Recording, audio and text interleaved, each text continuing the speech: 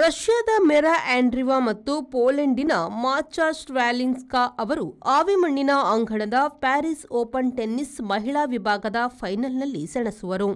ಇಬ್ಬರು grand slam ಒಂದರಲ್ಲಿ ಹಾಗೂ ಈ ಗ್ರಾಂಡ್ ಸ್ಲಾಮಿನಲ್ಲಿ ಫೈನಲಿಗೇರುವುದು ಇದೇ ಮೊದಲು.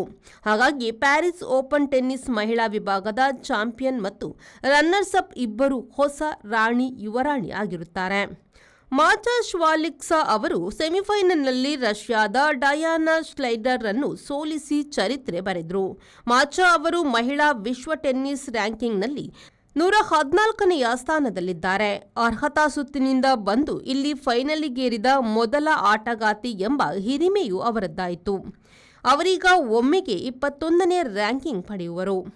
2021ರ ಯುಎಸ್ಎ ಓಪನ್ನಲ್ಲಿ ಎಮ್ಮಾ ರಾಡುಕಾನು ಅವರು ಅರ್ಹತಾ ಸುತ್ತಿನಿಂದ ಬಂದು ಪ್ರಶಸ್ತಿ ಗೆದ್ದಿದ್ರು. ಆ ಸಾಧನೆ ಸರಿಗಟ್ಟಲು ಮಾಚಾರಿಗೆ ಅವಕಾಶವಿದೆ. ಮೆರಾ ಆಂಡ್ರಿವಾ ಗೆದ್ದಲ್ಲಿ ಪ್ಯಾರಿಸ್ ಓಪನ್ ಸಿಂಗಲ್ಸ್ ಚಾಂಪಿಯನ್ ಆದ ಅತಿ ಕಿರಿಯಳು ಎನಿಸುವರು.